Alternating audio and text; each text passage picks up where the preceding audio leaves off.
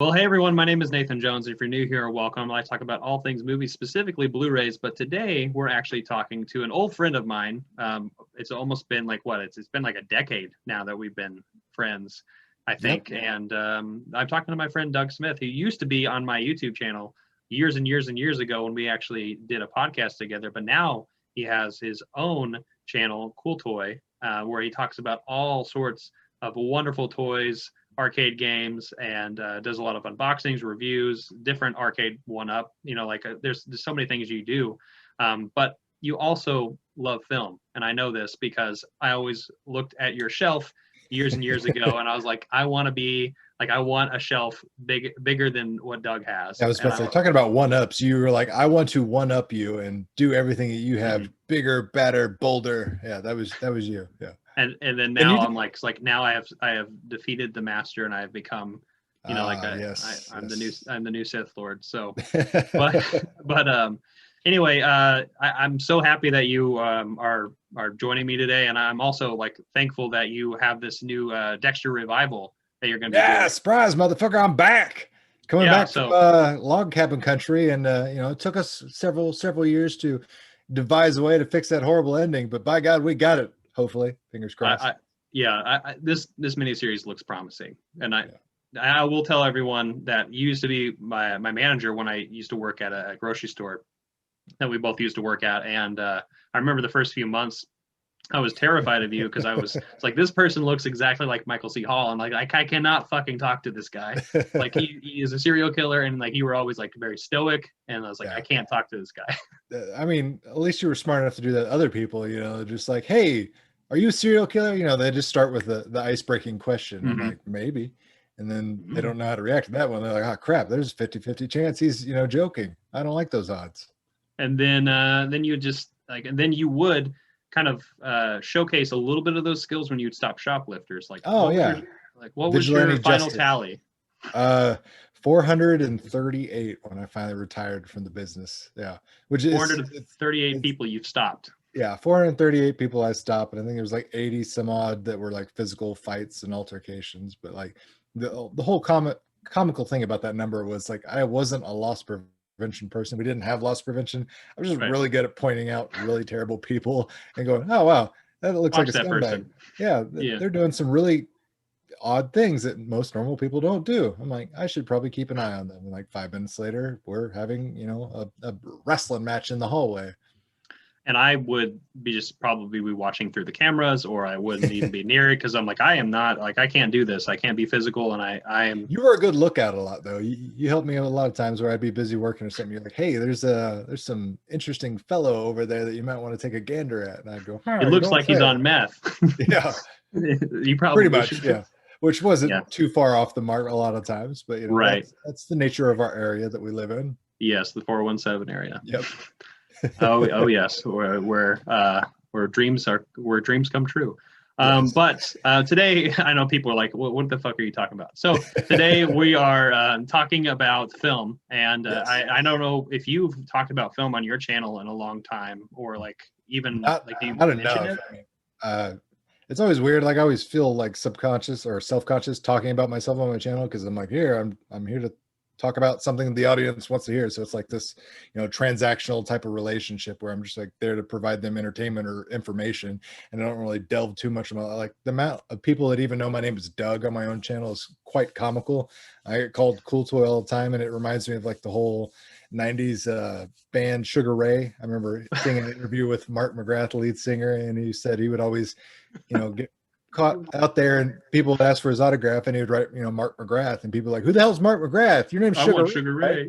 Ray. Like, no, that's not the case. He's like, my name's Mark. So That's it's that's the yeah, name I of the get band, I guys. get emails and all these things that people just flat out call me Cool Toy or Cool Guy or something like that.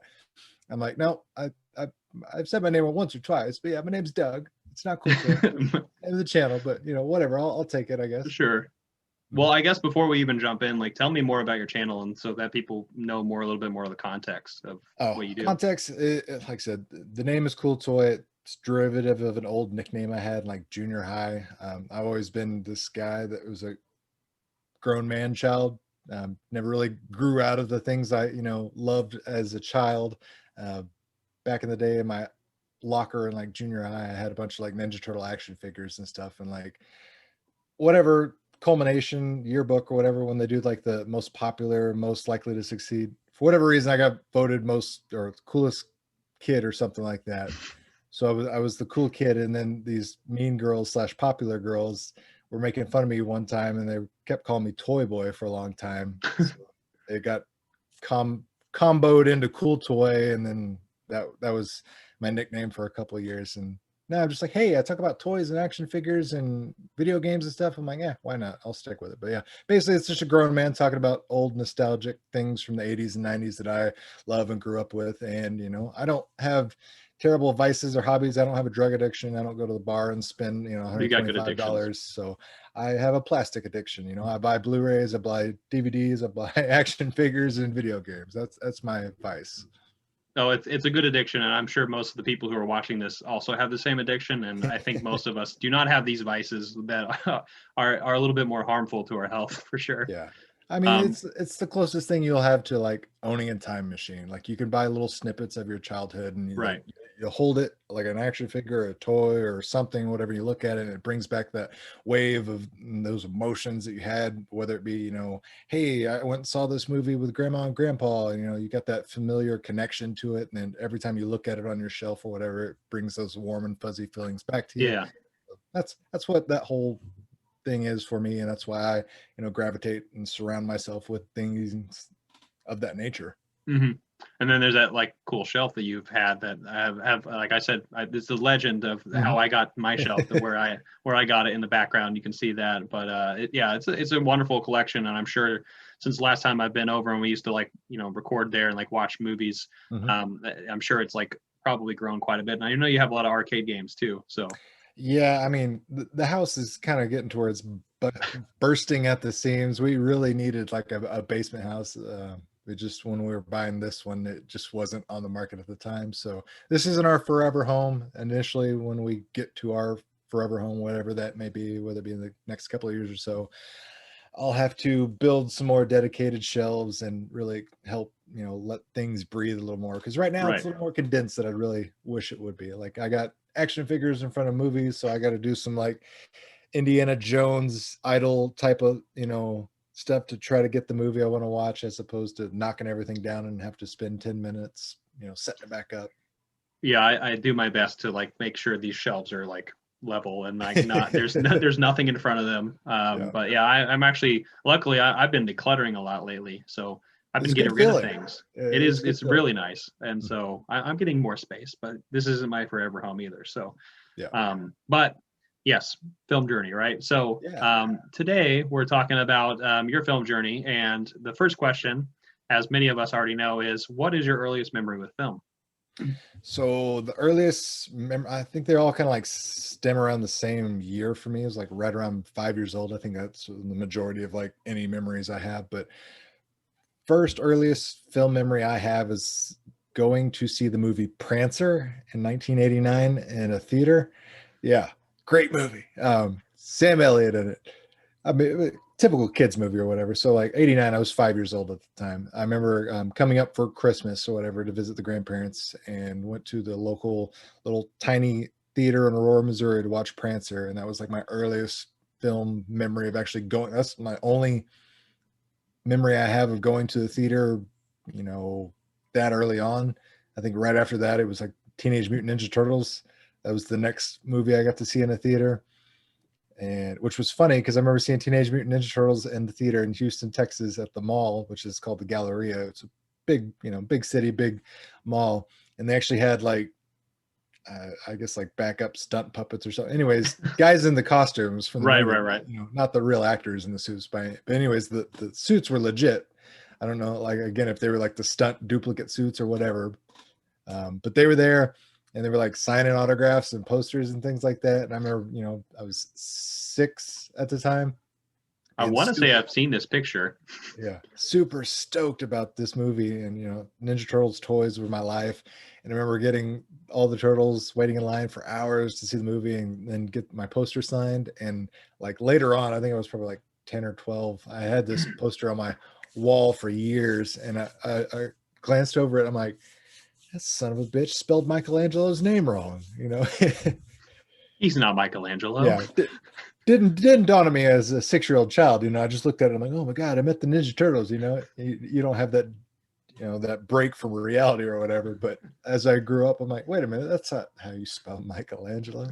But yeah, like Prancer and Teenage Mutant Ninja Turtles, that was like the first earliest memories I have actually going to a theater. Other than that, everything was like, you know, your stereotypical Disney clamshell VHS copies that were in every childhood home in the 80s and 90s. That was, you know, what I got indoctrinated in, as far as, you know, classical music. That's how you get that, and Looney Tunes. That's how you get, you know, introduced to things like that. I remember having a hand-me-down Betamax player from my parents, and I assume that was, you know, my dad's like secret shame that he backed Betamax instead of VHS or whatever. And that's probably how I distinctly remember having a bunch of like terrible V8 or Betamax copies of movies.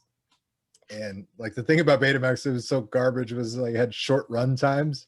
So I remember we had like one of the Indiana Jones movies, and I don't know if my dad like bootlegged it or what. Like, I don't know, because I remember them being like just blank gray tapes. I don't remember them having like any kind of labeling on them, so I don't know if he like recorded them himself or.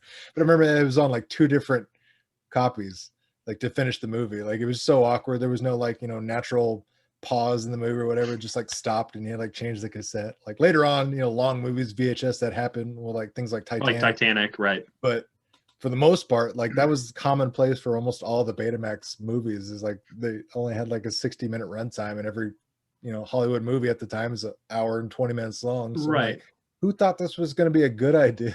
Like, and that's why solid home viewing experience. Just get up and turn the channel. You're used to doing that. Well, why don't you just get up and change the tape, finish off the movie? Did you have to? You had to rewind those too. Also. Oh yeah. Like I said, it was just a smaller. It's like an 80% scale of a VHS tape, and it had like none of the advantages and all the downsides of VHS. It was a weird technology. But so I guess like once the clamshell cases and the Betamax wasn't backed, luckily by you, just by your dad, what happened next? Like where did you kind of like start getting your collection together? So like as I've, you know, as a child, like acquiring things, you don't have a lot of money. You mow yards, you do random odd jobs. So like a lot of the things I first acquired were like VHS tapes, whether it be garage sales. I remember, or like store promos. Like I remember getting a VHS copy of Jurassic Park through some McDonald's promo where I don't even remember what it was, but like basically you bought like a supersized value menu and paid like $9 and they'd give you Jurassic Park on VHS or whatever. I remember we got that way. I don't even remember even eating the food. I think it was literally, I was like, I don't care, just get the movie, you know, because at that time you really couldn't like go to Walmart and just buy it at the time. You had to get through weird promos or go to some place like Best Buy type of thing. Remember getting that, like Forrest Gump, a bunch of other like seminal 1993 through 94, 95. That's where I started amassing a pretty decent little VHS collection on top of like the hand-me-down Disney clamshells I got. And then DVD came along, and that was just a eye-opening experience because number one, the quality improved. Number two, you could skip scenes and move chapters, and like that was such a like huge thing from the, you know, Be Kind Rewind era of VHS that you know, you didn't have to rewind it. Like I remember having these stupid VHS rewinder cassette things on top of our VCR on top of the TV, you know, our tower of power we had that a lot of 90s towers. Households did, and just having DVD come out and just obsolete, ruin, and get rid of all that like so quickly. The sound was better, the video quality was better. Again, you got like bonus features. Just you didn't have to change the tape or anything like that, the storage capacity or whatever. So I remember being super excited about DVD coming out, and that's when I was like close to getting my first job. So I started to get income and then started buying DVDs. PlayStation 2 came out like 22 years ago, I think today or something like that, coincidentally. And it had a built-in DVD player, so I was able to like convince the parents to buy that as like this family type of device, because like, hey, I love video games, you don't want to buy me another video game system, but I'm like, Dad, you like technology and I know you want this DVD thing, so that was like my bartering system. And Dad bought me the PlayStation 2, and we used it as like the family DVD player. And I had to like be very choosy with my video game playing times Yeah, I was because gonna say you got to sneak in video game time. yeah, because they wanted to watch a DVD or something, which was fine. So we had a lot of family bonding, family movie nights. I would, when I did get my first job, I didn't have any bills except for like car insurance. It was like $30 a month or some, super cheap thing. So I Mhm. literally would just blow all my money. I didn't save anything, just Oh no. spend it all on DVDs and CDs and just things like that. And I amassed a big collection there. And that's kind of where I started getting like hooked on things. I was huge into film like early on, like just Steven Spielberg just like completely encapsulated my imagination. I was like, there's like the old Superman Richard Donner movie poster that said like, Superman, you will believe a man can fly. Like when Jurassic Park came out, like that was real dinosaurs to me as a kid. Like that was just so unbelievably like a step forward in technology. Like prior to that, anything that had to try to do like, claymation, right? yeah, claymation or rudimentary CGI, everything just looked horrible. But like his practical effects and CGI or whatever, like I was like, holy cow. Not to mention, other amazing film he did, like, E.T. and just his basically his whole catalog. I'm not even gonna Right. really, I'm not really gonna try Back to to the Future, all that. yeah, pick anything because he really hasn't done much of anything that I've disliked. But I got a massive obsession with film around that time, and then I found, as I got older, other directors that were a little more nuanced in their craft. People like writer director Wes Anderson is literally always going to be at the top of my list, just because I've always liked that dry, witty humor. It lines up with my personality a lot better.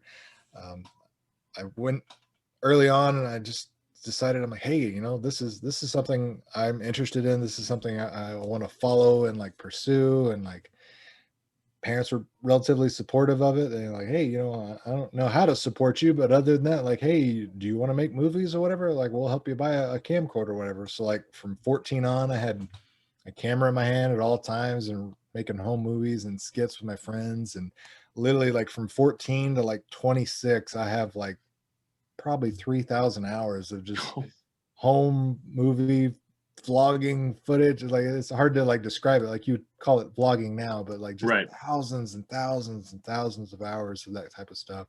Just because I was like so enamored with learning the craft and learning little techniques and nuances. And then I went to college and studied the closest I could get to it, was electronic media production at OTC. Missouri State, SMSU at the time, their film program was very basic and not well respected. So it was one of those things where I literally had the choice to go to Missouri State for their film program or go to OTC and actually get some more technical on-hand experience. And I was like, well, let's go there. I mean, I had scholarship for both either way. So I was like, okay, I've got options, but ended up going to OTC and studying electronic media production and getting even more hooked and enamored there. And same thing, being a poor college kid, living off the Wendy's dollar menu.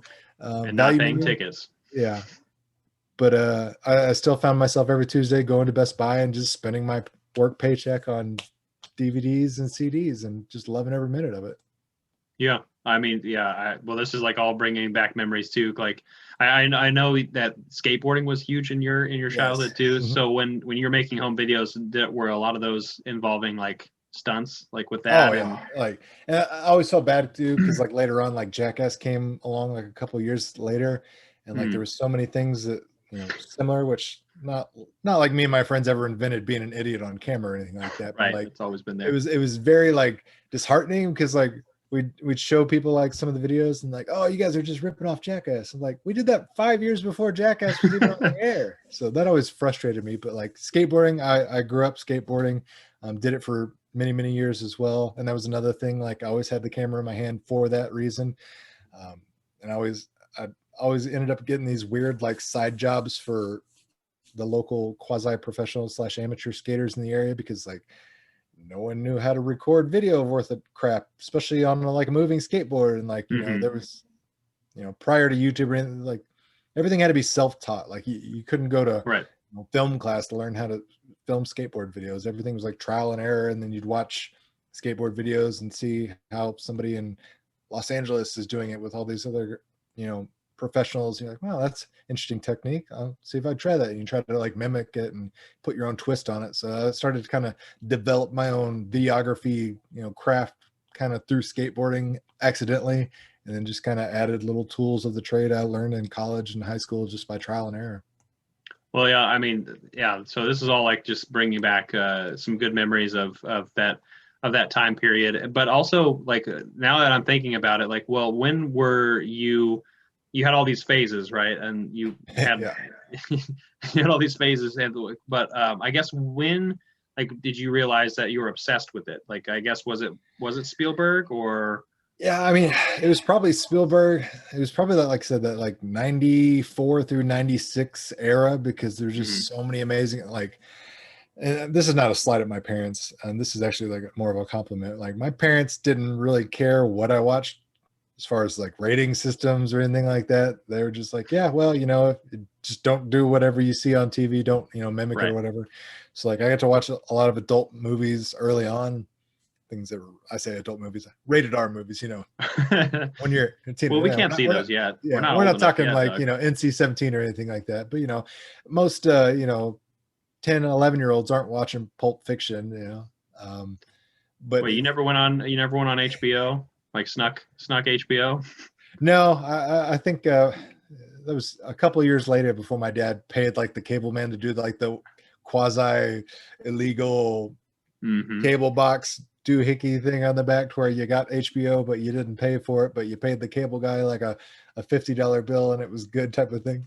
He totally did that, and I definitely remember watching HBO stuff. But like, yeah, it was probably like that 94 era, 95, 96. That's when I was like, okay, this is like something that's like going to be a part of my life. This is going to be things I identify with, like the storytelling, just the variety of it, because like there's so many different takes and artistry techniques, and just so many different ways. Like, you could have the exact same script presented to 10 different directors, and you would just get immensely different perceptions and takes and looks at what that film is, whether, even if you had the same cast, crew, everything else, but if you just change the director, that viewpoint, that that voice, so to speak, you're going to get a completely different movie. And that's something that always kind of intrigued me, because it's similar to music. It's just like everyone's got their own style, their own approach to doing things, and that's what I really gravitated towards. My family was always kind of an artsy fartsy mindset. Dad was an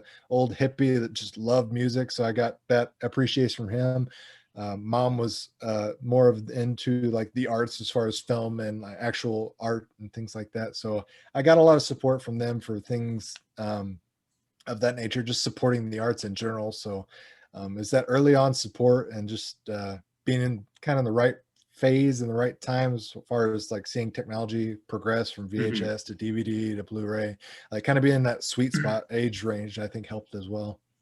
Yeah, and so I guess everything has kind of evolved to where you're at now, and like you're even producing like really quality content, like with your editing, and like just speaking about, like you said, who's in control of what's, like, who's making this, and like, and everyone has like that, their own unique kind of perspective, and depending on who's in control of it, it really does kind of depend the eyes of like what that beholder is, I guess. And even if it's like through a film, or like through music, or whatever medium that art really comes about, is like, it's really interesting. It's always going to be interesting, because it's always different, because everyone has a different voice.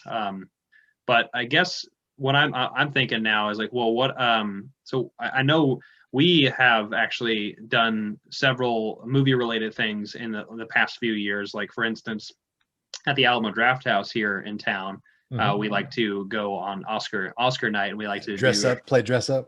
Yeah, we like to do the black tie event on Oscar night, and this year we were both victorious with our spoils, and so we both got first and second. So that was wonderful, crushing every one of those other nerds.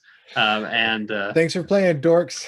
Yeah, like, well, got to just look as snazzy as us, So that's just how it works. And but I guess what is film currently to you? I mean, has it like slowed down a little bit? It's depressing right now because the pandemic. That's what it is. Like, I feel an ache in my chest because like summer blockbuster season came and went and didn't exist. Like everything that was supposed to come out for the most part this year is postponed, just keeps getting kicked down the road. You know, hey, we'll release it November, December. Okay, we'll do it in February. I'm like, it's so depressing seeing my local theaters have to shut down, not only Right. for the film industry, but the local employees. Things. I mean, we know several people that work Yeah. at the Alamo Draft Houses. I know several people that work at Springfield 11, IMAX, things like that. I hate Moxie to and see, yeah, just I hate to see all these people that are dependent on this industry and these films coming out, just being kind of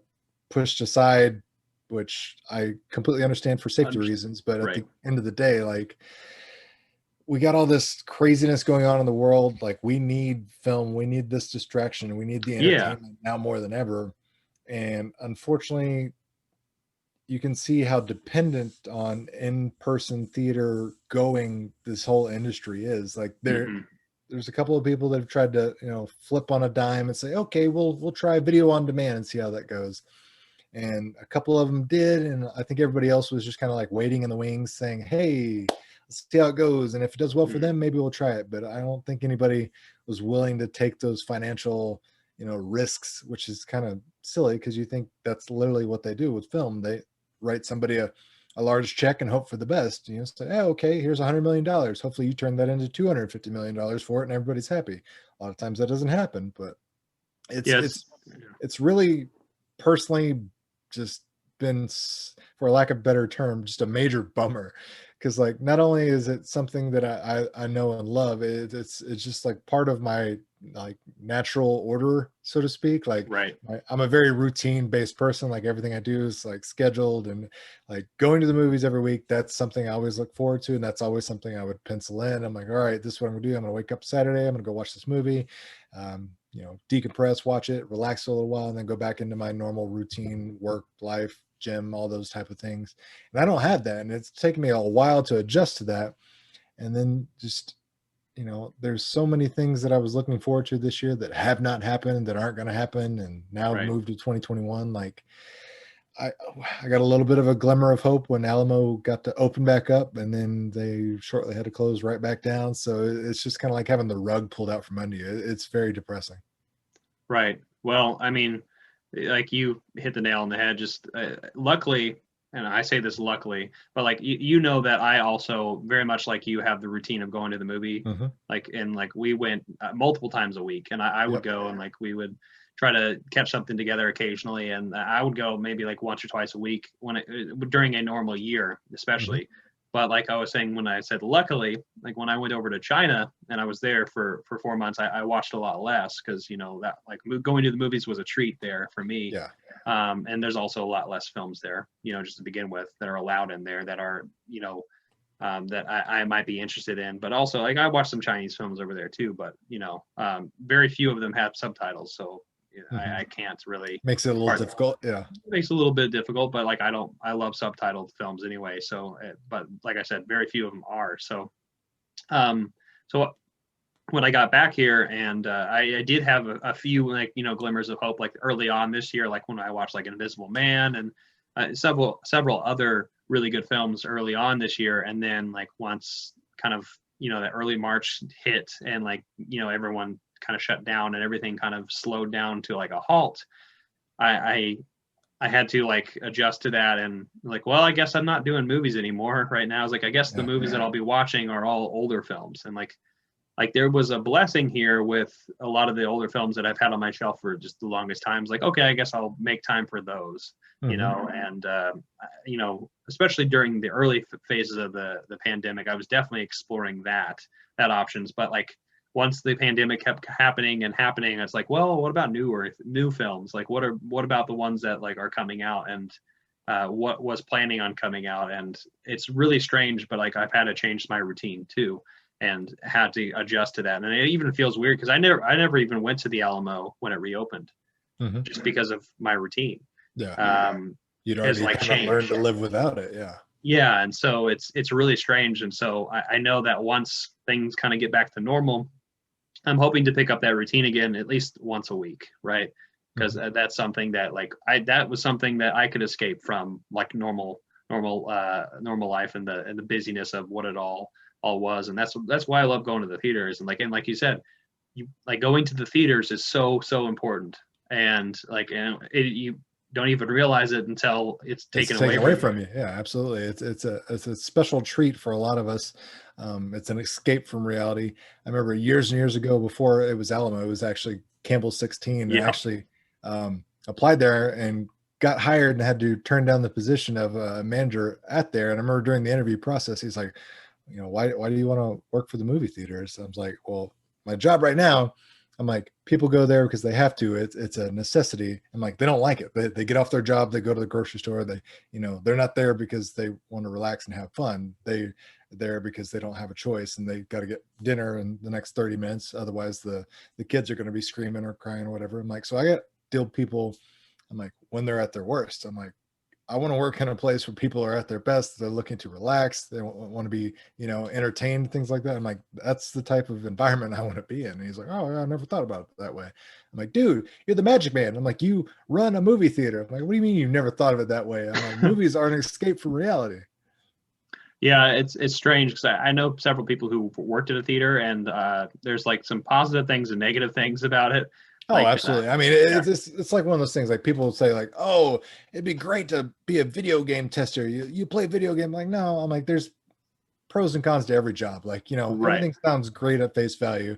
Obviously there'll be some soul sucking things that happen going on while working in a movie theater that would probably, diminish some of the luster and the shine for a lot of people. But at the end of the day, like if your 30,000 foot view of it or whatever, people go to the movies to be entertained and relaxed. They don't go to H&R Block to be entertained and relaxed. That doesn't work for them. Like, oh, I like getting my socks off when I'm doing my taxes. I tell you what. Oh yeah. Tell me more about that I-99. Yeah. Oh man, good God. Yeah, no, I had a lot of similar experiences when I worked at the record store that I worked at in town, and I was there for a few years, and like I definitely loved pretty much every bit of it, except for like the downtime where like you'd get those insane customers, or you would get asking for the Insane Clown Posse CDs section. Yeah. Yeah. Well, you'd be surprised how many juggalos are around here. I'm not surprised. That's the thing. I'm not at all surprised. But yeah, no, it had some negatives and things about it too, but positive things. But overall, it was like I was glad I was able to be a part of something like that. But yeah, luckily we do things like this that are fun and an escape for our normal work reality, right? Absolutely, yeah.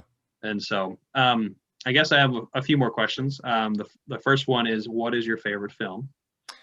Oh, I hate favorites. Luckily, this is the only one I ever like stick to. Normally, anytime I pick a favorite, anything, doesn't matter, movie, food, I immediately, like, my internal dialogue goes, "Hey, idiot, what about this and this and this?" And I immediately start second. But I've had this for years and I've never changed it, so I'm going to continue to stick with it. My favorite film is Closer. Natalie Portman, Jude Law, Clive Owen, and Julia Roberts. Yep, that's a good favorite, absolutely favorite film of all time.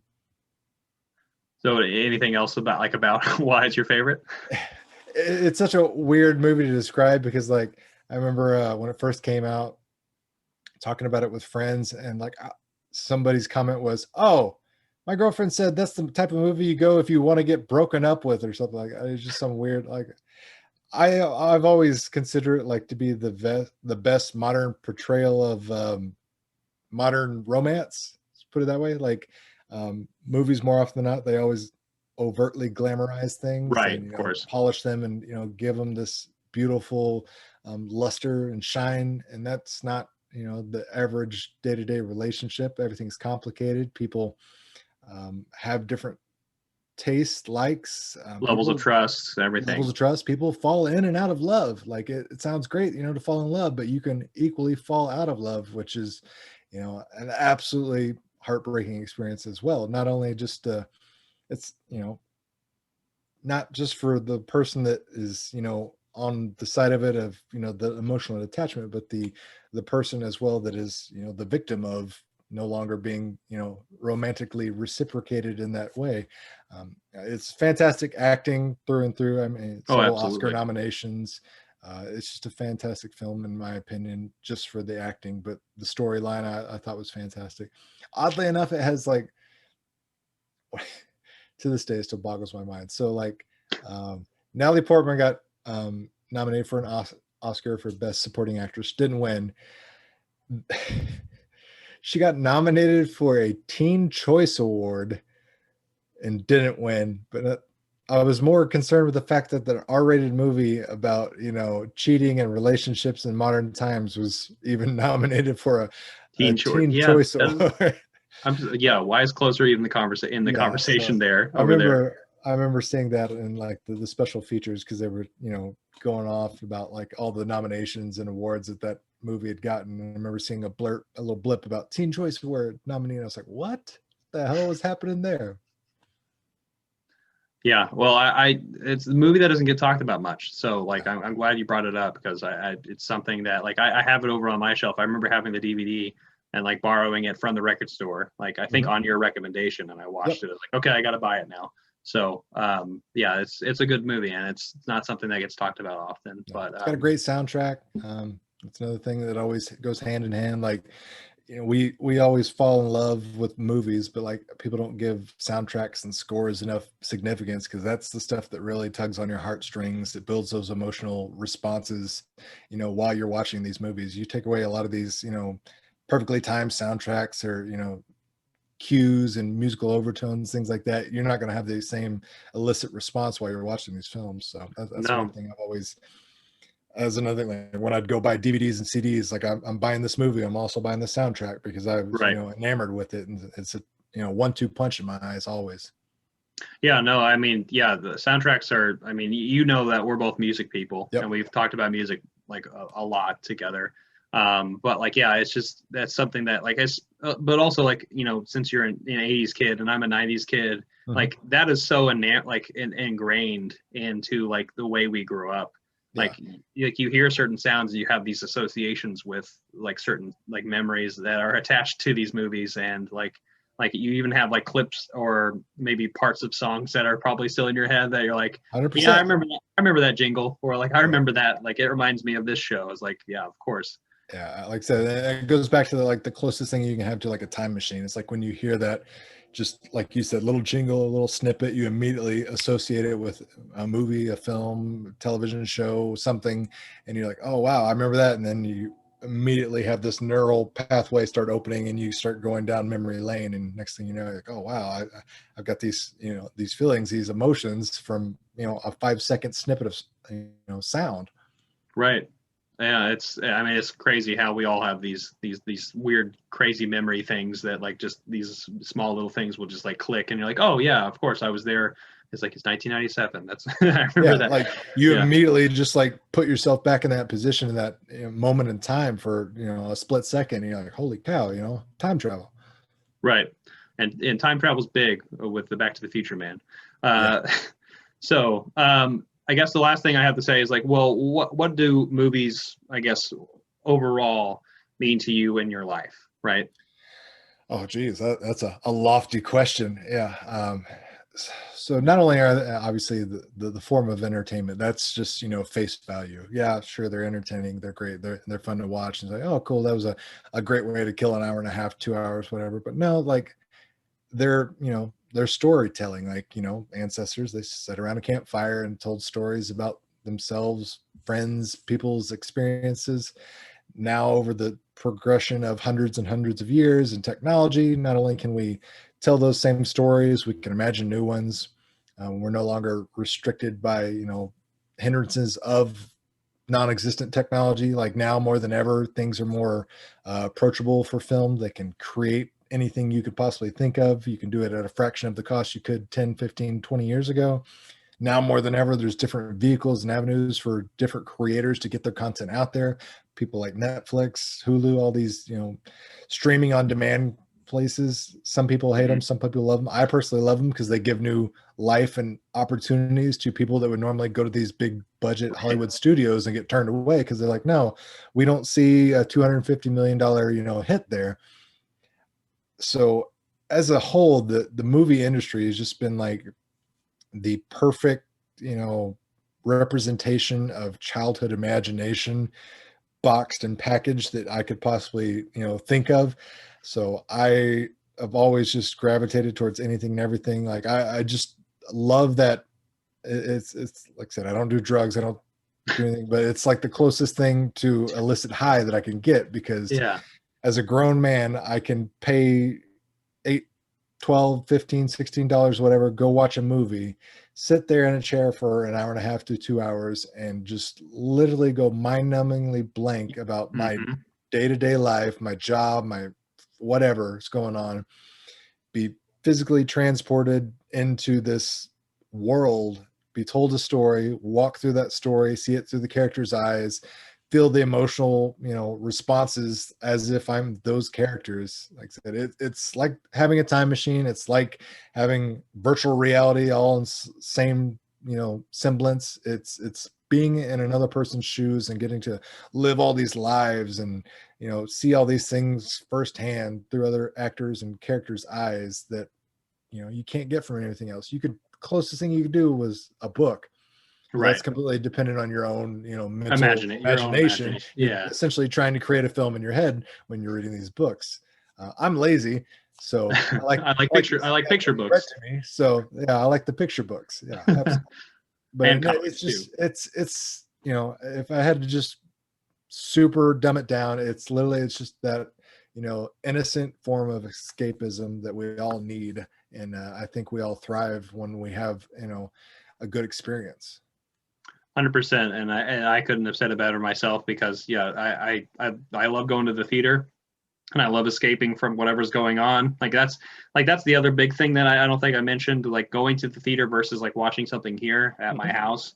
It's like I have distractions here where I can easily kind of just like not really pay 100% attention to what's going on. But when I'm out and about at a theater or something, like I'm completely whisked away to where I'm at, and I'm usually concentrating on something, and you get more empathetic. You see these stories that you normally wouldn't see. You have a time machine that would go through different parts of the world, or they maybe you didn't even see, but like, and then there's moments like that would like remind you of when you were younger. Like I know, for instance, mid 90s for you was like a big one for you, just being like I remember all of these things, right.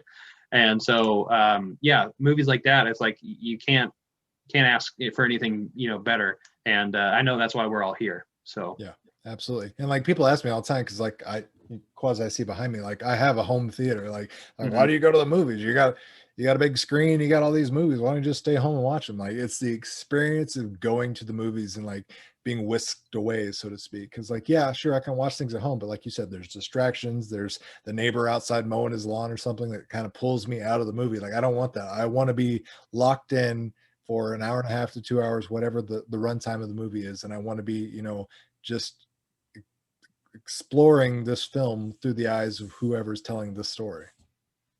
Yeah. Well, we're going to end this, and I'm so thankful that Doug was able to stop by and kind of step out of what he normally talks about. And I hope everyone enjoyed this content. But where can everyone find you? You can find me on YouTube. Channel is Cooltoy. You can find me on Twitter and Instagram, Cooltoy_23. And you can find me in the next Dexter series. Yes. I'll be in there one shape, form, or another. Beard or no beard, we'll find out. No beard, hopefully. No beard. Hopefully no beard as well. Yeah, they won't even like talk about the beard. They won't even have it. They'll just be clean shaven already, and then or like a little stubble, and like that's good enough. 5 o'clock shadows, the most I'm hoping for. Yeah. Right. Of course. Well, thank you again, Doug, and I hope everyone enjoyed this little film journey of Doug, and I hope you enjoy his words and also like the content that he produces as well. Because definitely go check out his channel, because it's awesome, and the production's wonderful. The toys he talks about are wonderful. The games that he talks about are great too. So definitely go check him out, and I'll put all those links in the description down below. So thanks again, Doug. I'm going to say.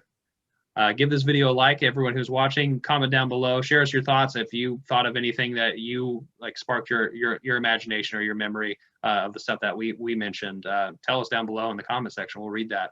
So also share this video, hit that notification bell, subscribe, and I'll see you next time. I'm not jonesing around.